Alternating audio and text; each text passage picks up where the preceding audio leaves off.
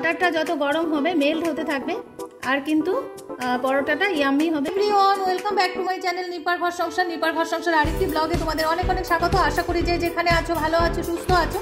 তো আজকে আমি তোমাদের সাথে একটি জলখাবারের রেসিপি শেয়ার করছি। তোমরা ভিডিওটা স্কিপ না করে পুরো ভিডিওটা দেখবে। যারা আমার ভিডিও রোজ দেখো তাদেরকে অসংখ্য ধন্যবাদ, আর যারা প্রথম দেখছো তাদেরকেও অসংখ্য ধন্যবাদ। তো আমি আজকে তোমাদের জলখাবারের যে রেসিপিটা শেয়ার করব সেটি হলো টমেটোর পরোটা। তোমরা অনেকে অনেক রকম পরোটা বাড়িতে করো, এই টমেটোর পরোটা খেতে অসাধারণ টেস্ট হয়। তো আজকে আমি এই টমেটোর পরোটাই তোমাদের সাথে শেয়ার করব। ভিডিওটা ফার্স্ট থেকে লাস্ট পর্যন্ত দেখার অনুরোধ রইল।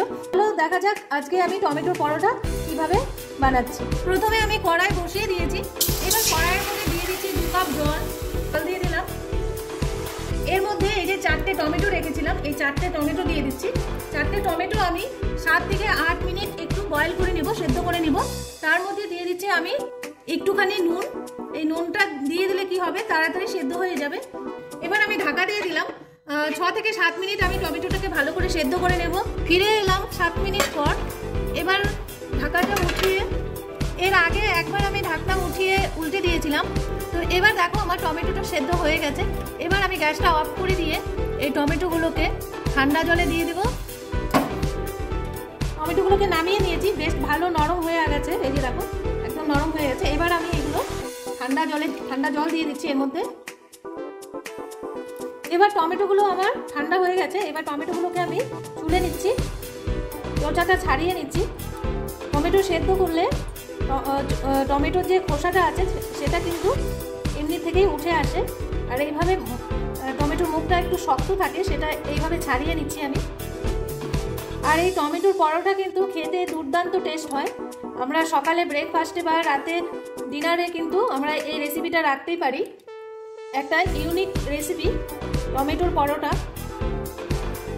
টমেটোর খোসাগুলো আমার ছাড়ানো হয়ে গেছে। এবার আমি একটা মিক্সচার জারে আমি টমেটোগুলোকে পেস্ট করে নিচ্ছি।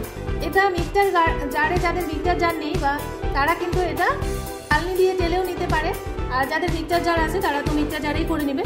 তো এটা আমি এখন একটু পেস্ট করে নিচ্ছি। টমেটোটা আমার পেস্ট করা হয়ে গেছে, এই তো। তো এটা আমি একটা বাটিতে নামিয়ে রাখছি।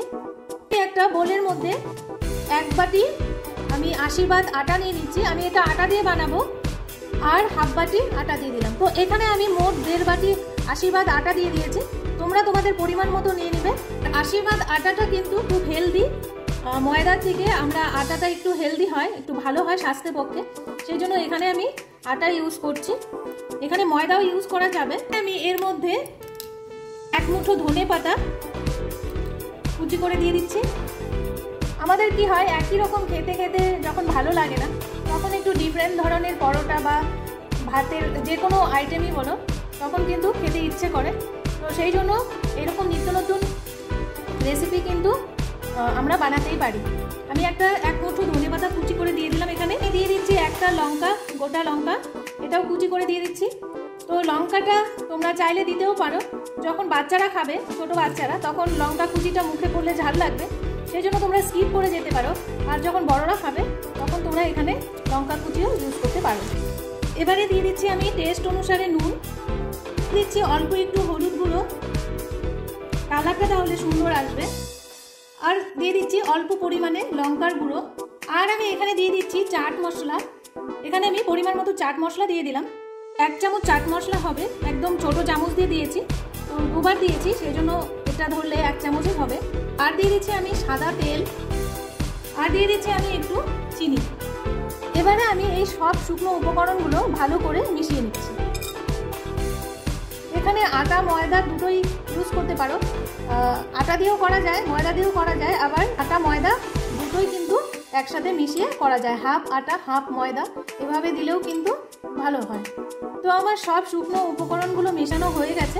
এবার আমি যে টমেটো কিউরিটা করে রেখেছিলাম ওটা দিয়ে এবার আমি একটা সফট ডো বানিয়ে নেব। এই যে টমেটো কিউরিটা করে রেখেছিলাম এটা আমি এর মধ্যে অল্প অল্প করে দিয়ে একটা সফট ডো বানিয়ে নেব। আর এই সফট ডোটা একবারে কিন্তু আমি টমেটো কিউরিটা দেবো না, তাহলে বেশি হয়ে যেতে পারে। আমি অল্প অল্প করে দেব আর একটা সফট ডো তৈরি করব।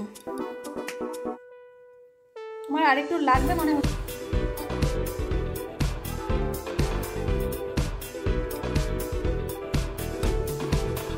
তো আমার এই যে সফট ডোটা একদম রেডি, দেখো একদম সফট ডোটা রেডি। এবার আমি এটা রুটির শেপে বা পরোটার শেপে লেচি কেটে নিব। আর এখানে আমার টমেটো কিউরি সবটাই লেগেছে, 4টে টমেটোই লেগেছে, একটুকু বাঁচেনি। তো এটা আমি এবার রুটির শেপে বা পরোটার শেপে লেচি কেটে নিচ্ছি।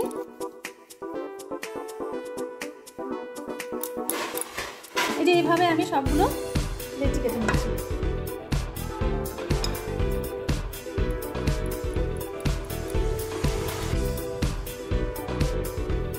আমার এগুলো রেডি করে নিয়েছি। এবার এগুলো আমি পরোটা শেপে বেলে নিচ্ছি।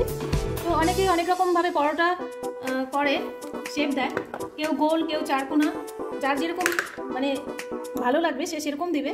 তো আমার গোল ভালো লাগে, তো আমি একটু আটা ছড়িয়ে তারপর এটাকে বেলে নিচ্ছি। যখন আমার এতটুকু বেলা হয়ে যাবে, এরকম বেলা হয়ে যাবে, তো এর মধ্যে তখন আমি দিয়ে দিব এই যে বাটার। বাটারটা এর মধ্যে অল্প একটু দিয়ে দিব মাঝখানটাতে। তো এটা এবার আমি এইভাবে করে নিয়ে এবার পরোটার লেচির মতো করে নিয়ে আসবো। তারপর এটাকে আস্তে আস্তে আমি বেলে নিব।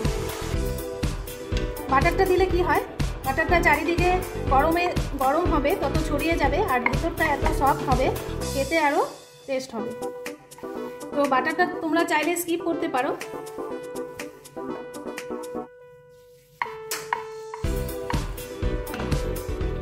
এই তো আমার রেডি। এইভাবে আমি সবগুলো বানিয়ে নিতে। এরকম একটা রুটি মতো বেলে নিয়েছি। তারপর আমি এখানে এক টুকরো বাটার দিয়ে দিয়েছি। এবার আমি এইভাবে করে নিয়ে এবার আবার বেলে নিচ্ছি। এই যে আমার বেলা হয়ে গেছে। এবার আমি গ্যাসের মধ্যে একটা রুটি তাওয়া বসিয়ে এইগুলোকে ভেজে নেব। রুটির তাওয়াটা আমি বসিয়ে দিয়েছি গ্যাসের মধ্যে, এটা গরম হয়ে গেছে। তো প্রথমে আমি সাদা তেল বা কোনো কিছু দেবো না, একটু পরোটাটা ভেজে নেব। তারপর আমি একটু সাদা তেল দেব, কেন কিনা এটার মধ্যে বাটার আছে। তো বাটারটা যত গরম হবে মেল্ট হতে থাকবে, আর কিন্তু পরোটাটা ইয়াম্মি হবে খেতে। এভাবে আমি দুটো সাইড একটু সেকে নিচ্ছি। তারপর আমি এর মধ্যে অল্প একটু সাদা তেল দিয়ে দিব। এটা বাটার দিয়েও ফ্রাই করা যায়, পরোটাটা ভাজা যায়, আর সাদা তেল দিয়েও করা যায়। আমি যেহেতু আগে বাটার দিয়েছি সেই জন্য আমি জাস্ট অল্প একটু তেল দিয়ে এভাবে চারিদিকটা ছড়িয়ে দিচ্ছি তেলটা।